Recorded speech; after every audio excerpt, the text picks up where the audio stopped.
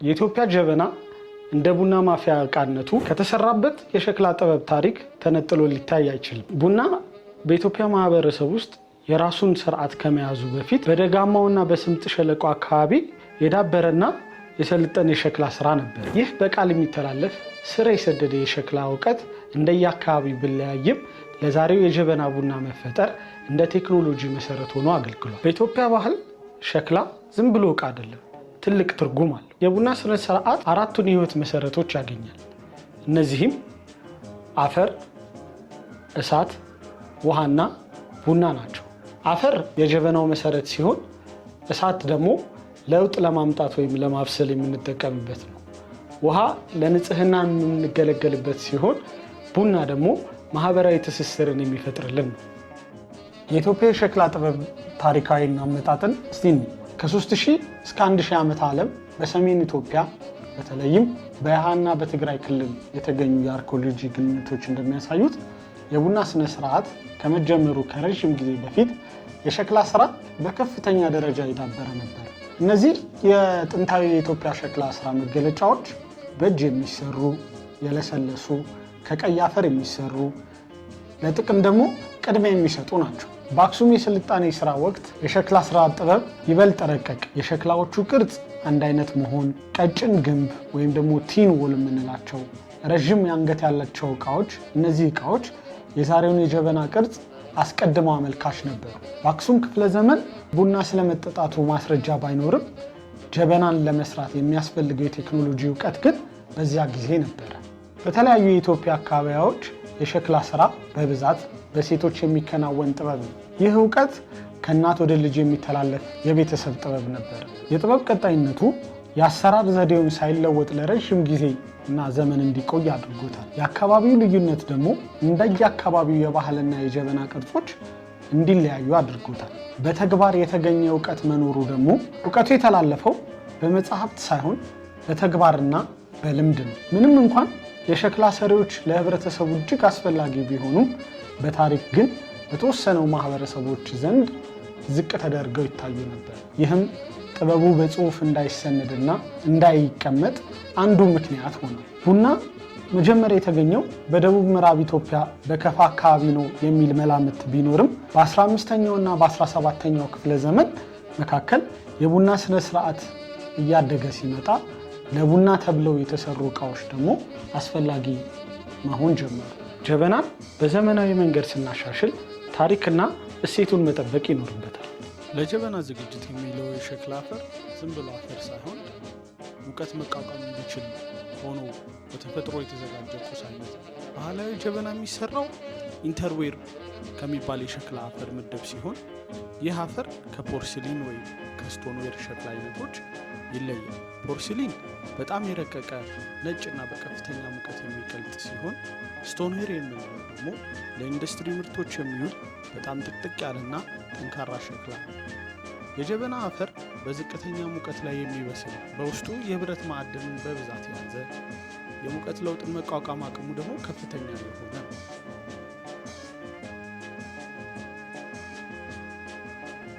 ምንም እንኳን እስካሁን ድረስ በአገር አቀፍ ደረጃ የተቀመጠ የላቦራቶሪ መለኪያ ባይኖረውም በኢትዮጵያ ለጀበና ስራ የሚውለው አፈር ግን የሚከተሉትን ማዕድናት በብዛት ይይዛል ተብሎ ይታመናል። የመጀመሪያው ሲልካ ነው። ሲልካ የጀበናውን ቅርጽ ሳይዛባ እንዲቆይና ጥንካሬ እንዲኖረው ያደርጋል። ሁለተኛው ደግሞ አልሙኒያ ነው።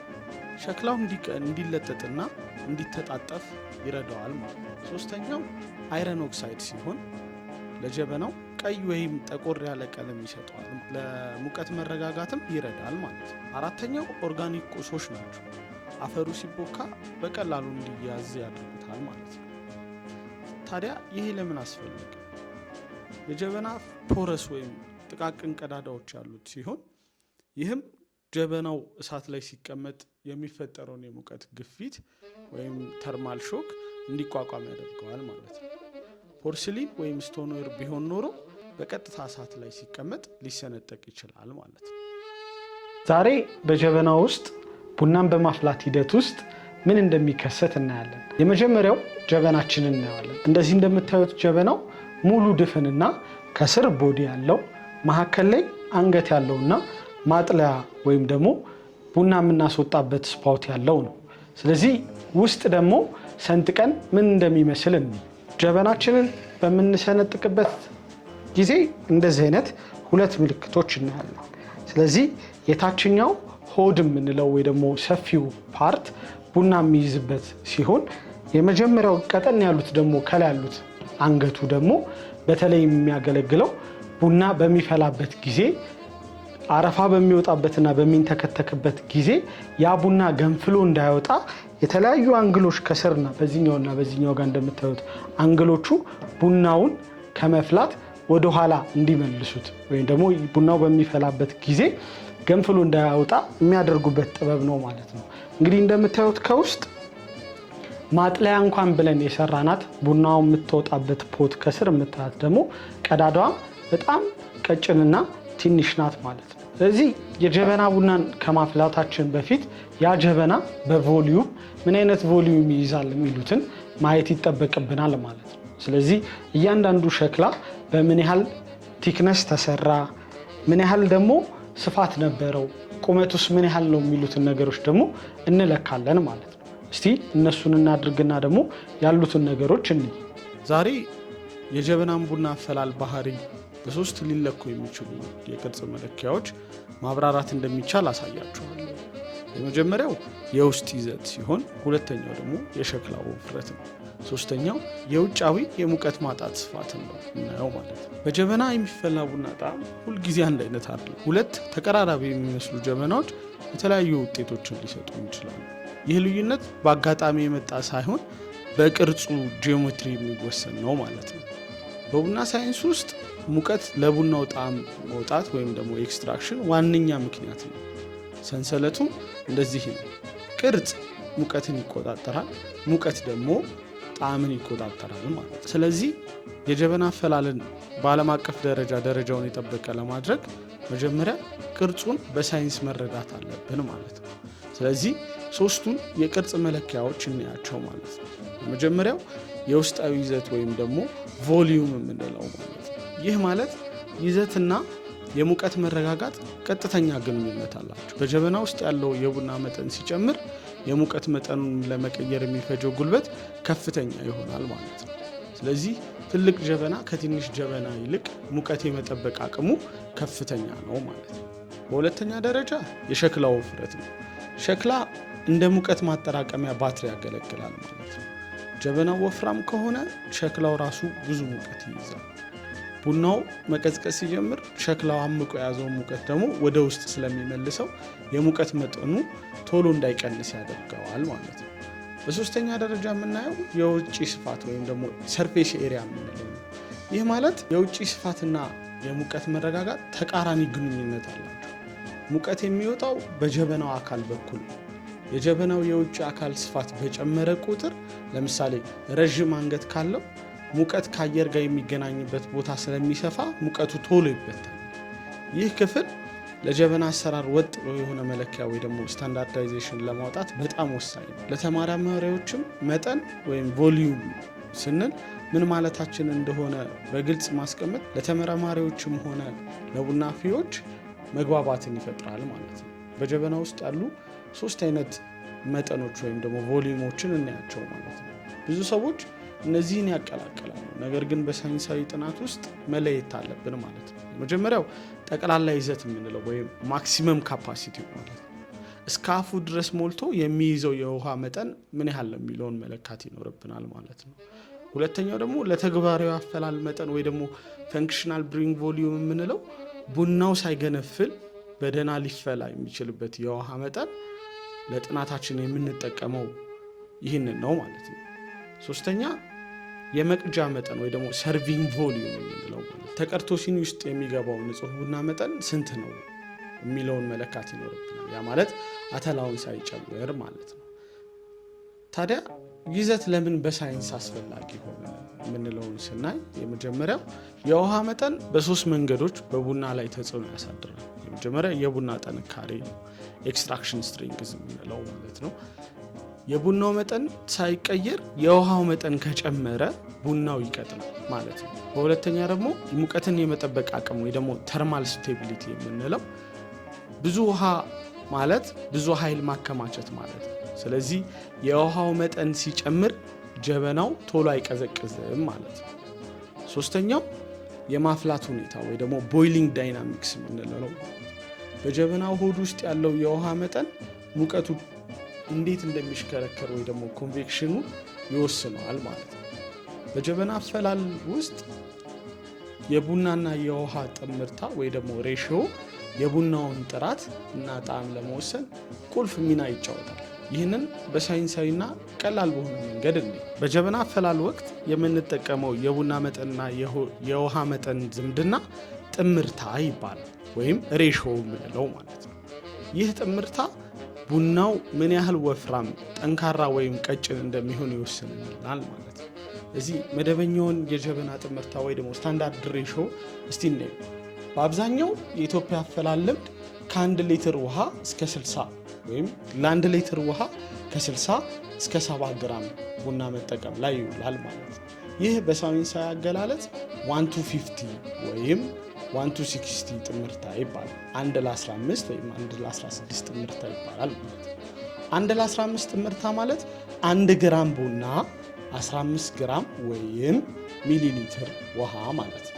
ለምሳሌ 500 ሚሊ ሊትር ውሃ ለሚይዝ መካከለኛ ጀበና 33 ግራም አካባቢ ቡና ያስፈልጋል ማለት ነው። በሁለተኛ የምናየው ይሄ ጥምርታ ወይ ደግሞ ይሄ ሬሽዮ በጣም ላይ ያለው ተጽዕኖ ምንድነው የሚለውን ነው ማለት ነው። የቡናው መጠን ከውሃው አንጻር ሲበዛ ወይም ሲያንስ ጣዕሙን በዚህ መልኩ ይለዋውጣል።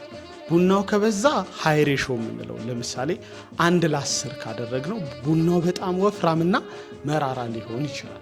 ውሃው ከበዛ ደግሞ ሎ ሬሽዮ የምንለው ወይ 1:20 ካደረግነው ደግሞ ቡናው ቀጭን ወይም ውሃ የሚል የቡና መዓዛ ወይም አሮማ በደንብ የማይታወቅበት ይሆናል ማለት ነው። በሶስተኛነት የምናየው የጀበና ቅርጽና የጥምርታው ግንኙነት ወይ ደግሞ የሬሽዮ ግንኙነት ማለት ነው። ጀበናው ሰፊ ሆድ ያለው ከሆነ ሙቀትን ስለሚጠብቅ ቡናው ከውሃ ጋር የሚኖረው ቆይታ ወይም ኤክስትራክሽን ታይሙ ይረዝማል ማለት ነው። በዚህ ጊዜ ሬሽዮን ትንሽ ቀነስ በማድረግ ውሃ በመጨመር ቡናው ከመጠን በላይ መራራ እንዳይሆን ማመጣጠን ይቻላል ማለት ነው። በተቃራኒው ደግሞ ሙቀት ቶሎ በሚያመጣ ጀበና ውስጥ የቡናውን መጠን ከፍ በማድረግ ጣዕሙን ማጠናከር ይቻላል ማለት ነው። አሁን ደግሞ የጀበና የውስጥ ቅርጽ እና ይዘት በቡናው ላይ ተጽዕኖ እንዴት እንዳለው ነው። ጀበና እንደ ሲሊንደር ቀጥ ያለ ሳይሆን የሁለት የተለያዩ የቅርጽ ድምር ውጤት፣ እያንዳንዱ ክፍል የራሱ የሆነ ፊዚክስ አለው ማለት ነው። በመጀመሪያ ሆዱን እንየው ማለት ነው። ይህ የጀበናው ትልቅና ሰፊው ክፍል ሲሆን አብዛኛው የቡና አፈላል ሂደት የሚከናወንበት ቦታ ይሄ ነው ማለት ነው። ተግባሩ አብዛኛው ውሃ ይይዛል፣ የቡና ተላ እንዲንሳፈፍ ያደርጋል እና ሙቀቱ በክብ ዳንስ መልክ ወይ ደግሞ ኮንቬክሽን ከረንት እንዲሽከረከር ይረዳል ማለት ነው።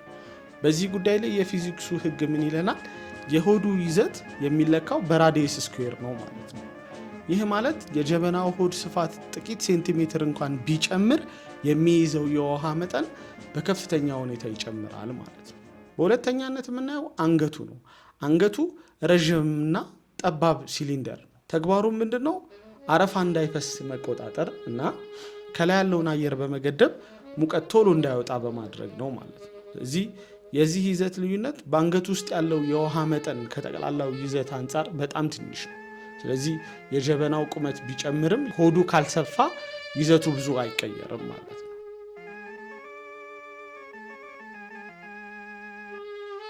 ለምን ሁለት እኩል ቁመት ያላቸው ጀበናዎች የተለያዩ የውሃ መጠኖች ይይዛሉ? ምክንያቱም የሆዳቸው ስፋት ወይ ደግሞ ቦዲ ዳያሜትራቸው ስለሚለያይ ነው። የአንድን ጀበና ሆድ ከሌላው በ2 ሴንቲሜትር ብቻ ቢሰፋ የሚይዘው መጠን ከ200 ሚሊ ሊትር በላይ ሊበልጥ ይችላል ማለት ነው። ይህም የጀበናውን የሙቀት መረጋጋት ይሄ ተርማል ስቴቢሊቲ ሙሉ በሙሉ ይቀይረዋል ማለት ነው።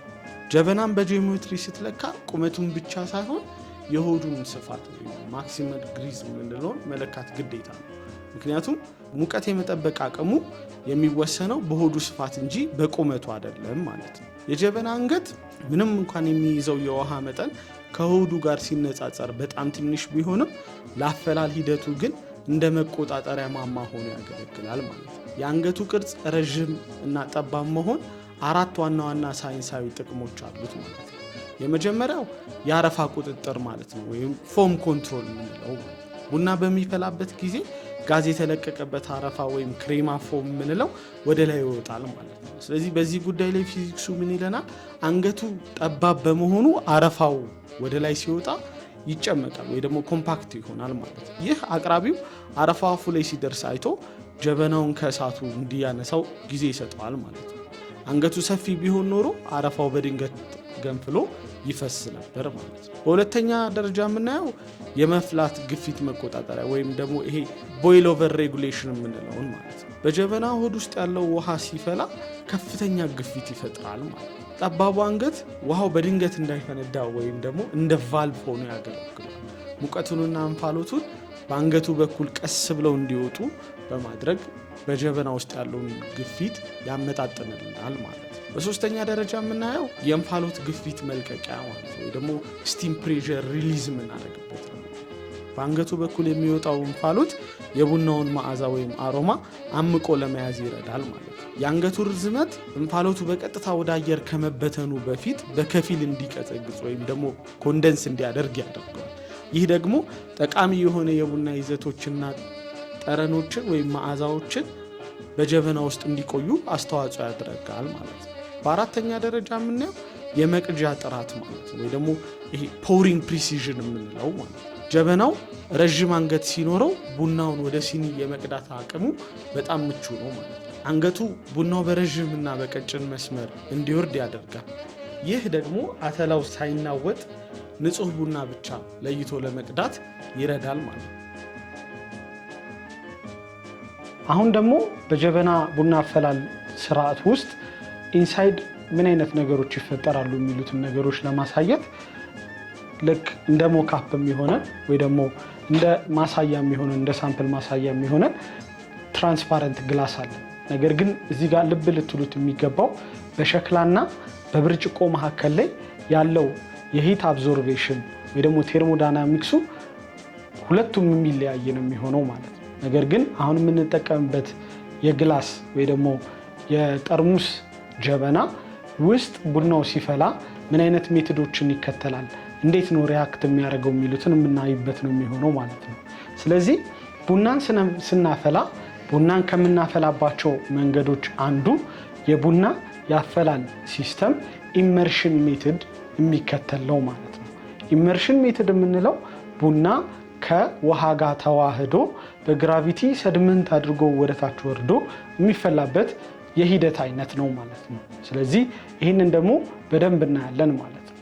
አሁን ኢመርሽን ሜቶድን እንደሚከተል ስላየን ቡናው እንዴት ነው የሚፈላው፣ ውስጥ ምን አይነት እንቅስቃሴዎች ይደረጋሉ፣ ውሃውና ቡናው ሲገናኙ ምን አይነት ነገሮች ይፈጠራሉ የሚሉትን ነገሮች በደንብ የምናይበት ነው የሚሆነው። እዚህ ጋር እንደ ማሳያ የተጠቀምነው ጀበናውን ሰንጥቀን መሀል ለመሀል የምናያቸው ነገሮች አሉ። ስለዚህ የዚህኛውን ዳያሜትር ወይ ደግሞ የዚህኛውን ርዝመት ወይም ጥልቀት፣ ቁመቱን፣ በዛ ላይ የሚይዘውን የውሃ ሁኔታ ለክተን ይህንን ደግሞ ወደ ሳይንቲፊክ ወይ ደግሞ ወደ ሳይንቲፊክ ቁጥሮች ቀየረ ናቸው በምን አይነት ያፈላል ሜቶድ ብንከተል የተሻለ ውጤት እናገኛለን የሚለውን እንደ ሪሰርች ካገኘኋቸውና ካየኋቸው ነገሮች ለእናንተ ለማጋራት ሞክራለሁ። አሁን የመጀመሪያው ሪሰርቻችንን ወይም ኤክስፐሪመንታችን የምንሰራበት ነው የሚሆነው ማለት ነው። ለዛሬ 1:50 ሬሽዮ ተጠቅሜ 1 ግራም ለ15 ml ኦፍ ውሃ ተጠቅሜ እንዴት የጀበና ቡናን ማፍላት እችላለሁ፣ በዛ መሃል ላይ ይህንን ሳፈላ ግን ምን አይነት ነገሮች ምን አይነት ቻሌንጆች ገጠሙኝ የሚሉትን አብረን እንድናይ ይሆናል ማለት ነው። የመጀመሪያው ስራዬ ቡናዬን በ90 ዲግሪ ሴንቲግሬድ ማፍላት ነው የሚሆነው ማለት ነው። ስለዚህ የጣርኩት ቡና 90 ዲግሪ ሴንቲግሬድ እስኪሆን ድረስ እጠብቃለሁ ማለት ነው። ይህ ማለት ጀበናዬን በቀዝቃዛ ውሃ ወይ ደግሞ ቡናዬን በቀዝቃዛ ውሃ አላፈላም ማለት ነው። ውሃዬ 92 ዲግሪ ሴንቲግሬድ እስኪደርስ ድረስ እጠብቅና ከዛ በኋላ እለካለሁኝ ማለት ነው። ስለዚህ ላፈላ የፈለግኩት 20 ግራም ቡና ነው ማለት ነው። ስለዚህ 20 ግራም ኮርስ ግራይንድ የተደረገ በ15 ml ውሃ ነው ማለት ነው። ስለዚህ 20ን በ15 ስናባዛ 300 ml ሊትር እዚህ ላይ ሊኖረን ይገባል ማለት ነው። 25 ml ለሪቴንሽን ወይም ደግሞ ቡናው በሚፈላበት ጊዜ ኢቫፖሬት በሚያደርግበት ጊዜ እንዳይቀንስ በማለት 25% ጨምርበታለሁ ማለት 25% ሳይሆን 25 ml ጨምርበታለሁ ማለት ነው። ስለዚህ 325 ml ይሆናል ማለት ነው። ስለዚህ አሁን 324.9 ግራም ኦልሞስት 325 ግራም ውሃ ተጠቅም ያለው ማለት ነው። ሪቴንሽኑን ስንይዝ ይሄ ለኤክስፐሪመንት ስለሆነ ምን አይነት ነገሮች እንዳመጡብኝ በቀጣይ እያየሁኝ ደግሞ የተለያዩ ቪዲዮዎች እየሰራሁኝ ምለቅ ይሆናል ማለት ነው። ስለዚህ ለአሁኑ አንድ ለ15 ግራም ነው የተጠቀምኩት። ስለዚህ 20 ግራም ቡና ነው የፈለግኩት፣ 15 ml ደግሞ ውሃ ነው የፈለግኩት ማለት ነው። ስለዚህ 300 ml ውሃ ማድረግ ሲገባኝ ነገር ግን 25 ml ጨምሬ 325 ml አድርጌዋለሁኝ ማለት ነው። ያ በማፈላበት ጊዜ በትነት የሚለቁትና ደግሞ የሚሄዱትን ቡናዎች ለመያዝ ጭምር ነው ማለት ነው። ያዘጋጀሁትን 20 ግራም ኮርስ ግራይንድ አድርጌ አስቀምጫለሁኝ ማለት ነው። ስለዚህ 20 ግራሜን የተፈጨ ቡና አዘጋጅቻለሁ ማለት ነው። 300 ml ውሃዬን ጀበና ውስጥ ከትቻለሁኝ ማለት ነው። አሁን ከ92 ዲግሪ ሴንቲግሬድ ግላስ ስለሆነ ቶሎ ስለሚወርድ ቴምፕሬቸሩም እየወረደ ስለሚመጣ ይህንንም ለመለካት ቴርሞሜትር አዘጋጅቻለሁኝ ማለት ነው። ስለዚህ አሁን ከ92 ዲግሪ ሴንቲግሬድ የነበረው ውሃ ወደ 81 ሆኗል ማለት ነው። ስለዚህ የተወሰኑ ቀንሰዋል ማለት ነው። ያንን ሬጉሌት ለማድረግ ቡናዬን ወይ ደግሞ ጀበናዬን ስቶቭ ላይ ጥደዋለሁኝ ማለት ነው። ስለዚህ ይህንን ነው በቀጣይ የማየው ማለት ነው። ስለዚህ 96 ዲግሪ ሴንቲግሬድ እስኪመጣ ድረስ ቴምፕሬቸሬን ቴርሞሜትሬን እዚህ ላይ አድርጌ ቴምፕሬቸሬን እከታተላለሁኝ ማለት ነው። ያ ውሃይን ለመቆጣጠር በደንብ ይረዳኛል ማለት ነው። አሁን እንደምታዩት ልክ ቴርሞሜትሩን በማወጣበት ሰዓት ውሃ ሙቀቶቹ ወይ ደግሞ ኢቫፖሬት የሚያደርጉት እንፋሎቶች ሂት ስኬፕ እያደረገ ነው ማለት ነው። በሸክላው ሰዓት ግን ይሄ የአንገቱ ፓርት ጠባብ ስለሚሆን ሂት የመያዝና ወይ ደግሞ ሂት ሬጉሌት የማድረግ ባህሪው የሸክላው ሞር የተሻለ ነው ከግላሱ ይልቅ ማለት ነው። ስለዚህ እንደምታዩት ሂት እንዴት ስኬፕ እንደሚያደርግ ዛሬም አሁን 92 ዲግሪ ሴንቲግሬድ ላይ ደርሷል ውሃው ማለት ነው። ስለዚህ እየፈላ እያያችሁት ነው ማለት ነው። ስለዚህ ይሄ ከፈላ በኋላ ቡናችንን ከላይ ነው የምናስቀምጠው ማለት ነው። ስለዚህ ቅድም ያደረግነው ቡና መጨመር ይሆናል ማለት ነው ስራችን። እንደምታዩት ቡና በሚነካበት ሰዓት ኤክስትራክት እያደረገ ስለሚመጣ ቡናው ቡና ውስጥ ያሉት አሮማዎች ሪሊዝ እያደረጉ ስለሚመጡ እዚህ ላይ በደንብ ገንፍሎ ሲወጣ ታዩታላችሁ ማለት ነው።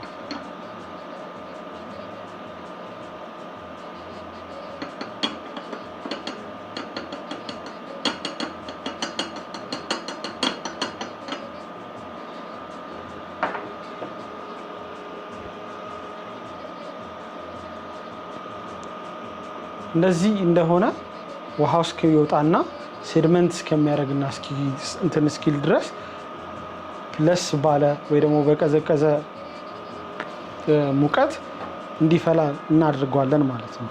ይህ በሚሆንበት ጊዜ እንደምታዩት ከላይ ያሉት ፓርቲክሎች ወረታች እየወረዱ በግራቪቲ ምክንያት እየቀነሱ ይመጣሉ ማለት ነው። ስለዚህ ነው ውሃው በተለይ በሚፈላበት ጊዜ ይሄ ሼፕ መኖሩ አሁን እስካሁን ባደረኩት ጥናትና ባየሁት መንገድ ግንፍል ብሎ እንዳይወጣ የሚያደርገው ማለት ነው። ይሄንን ከ2 እስከ 3 ደቂቃ ድረስ እንጠብቀዋለን ኤክስትራክሽኑ በደንብ እንዲፋጠን ማለት ነው። በጣም በጨመረ ቁጥር ቢተርነሱ እየጨመረ ይመጣል። በመጀመሪያዎቹ ደቂቃዎች ውስጥ አሲዲቲዎቹ ናቸው ሪሊዝ እየተደረጉ የሚመጡትና አሲድ ኢንሃንስ እንዲደረግ ስለሚደረግ ማለት ነው።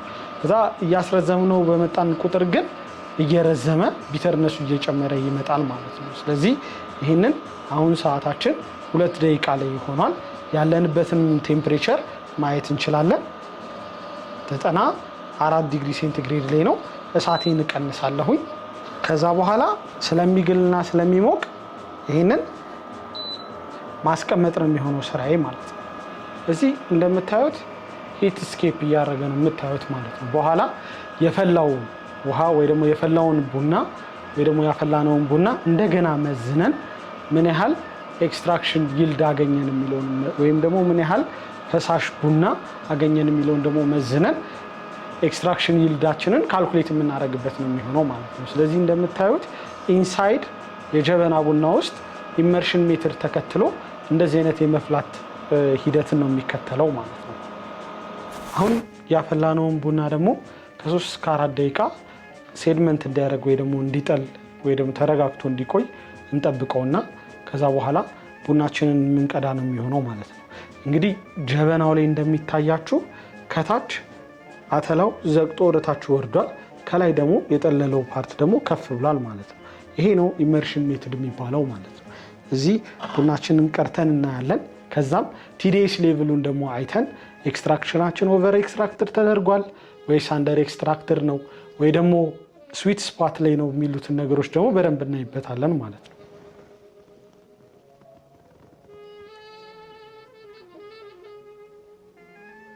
አሁን ደግሞ ቴምፕሬቸር ይነለካለው ማለት ነው። ስለዚህ የቀዳሁት ቡና ምን ላይ ደርሶልኛል የሚሉትን ነገሮች አያለሁኝ ማለት ነው። አሁን ቡናዬን እንደማነበው ከሆነ 65 ዲግሪ ሴንቲግሬድ ላይ ያሳየኛል ማለት ነው። ይሄ ከ55 እስከ 65 ወይ ደግሞ እስከ 70 ዲግሪ ሴንቲግሬድ ላይ ለመጠጣት አሪፍ የሆነ ብዙም ማያቃጥል ሆኖ ይገኛል ማለት ነው። ስለዚህ ምላሳችንን በጣም አያቃጥለንም ማለት ነው። ነገር ግን ቲዲኤስን በመለካበት ጊዜ ማቀዝቀዝ ይኖርብኛል ማለት ነው። ከዚህም የተወሰነ ካቀዘቀዝኩኝ በኋላ ቲዲኤስ ሌቭሌን እመዝናለሁኝ ማለት ነው። አሁን ደግሞ የቀዳሁትን ቡና ቲዲኤስ ሌቭሉን ነው የምለካለት ማለት ነው።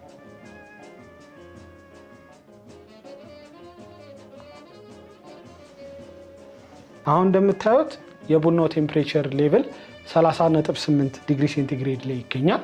የቲዲኤስ ሌቭል ደግሞ 1.6% ያሳየኛል ማለት ነው። ስለዚህ 1.6% የቲዲኤስ ሌቭል ማለት በጀበና ቡና ምንድን ነው የሚሉትን ነገሮች ደግሞ እንይ። ስለዚህ በእኔ አሰራር መሰረት ወይ ደግሞ በእኔ ሬሲፒ መሰረት የሰራሁትንና የመጣልኝን ቲዲኤስ ቅድም እንዳሳያዎች ሆኖ ለመድገም ያህልና ለማጠቃለል ያህል 20 ግራም ቡናን የተጠቀምኩት። ውሃዬ ደግሞ ከ320 እስከ 330 25 ኤምኤል ድረስ ነው የተጠቀምኩት። ምክንያቱም 301 ለ15 ነበር የተጠቀምኩት ቅድም እንዳልኳችሁ 300 ኤምኤል ነው የሚመጣው የነበረው ማለት ነው። ነገር ግን 25 ኤምኤሏ በትነት ምክንያት ትጠፋለች ብዬ ስላሰብኩኝ ስለሚጠፋም ለሪቴንሽን ይዣለሁኝ ማለት ነው። ቴምፕሬቸሬ ከ90 እስከ 95 ዲግሪ ሴንቲግሬድ ነበር። የጠቅላላ የፈጀብኝ ሰዓት ደግሞ ከ5 እስከ 7 ደቂቃ ነው። ይህንን ሁሉ ፕሮሰስ ለማድረግ የተጠበቀብኝ ማለት ነው። ስለዚህ ቲዲኤስ ታርጌቴ ከ1.5 እስከ 1.6 እንዲደርስልኝ ነበረ። ነገር ግን 1.6 የመጣልኝ ማለት ነው። ስለዚህ ካልኩሌት ሳደርገው ይሄ ኤክስትራክሽን ይልዴ ደግሞ 22% ኤክስትራክት አድርጎልኛል ማለት ነው።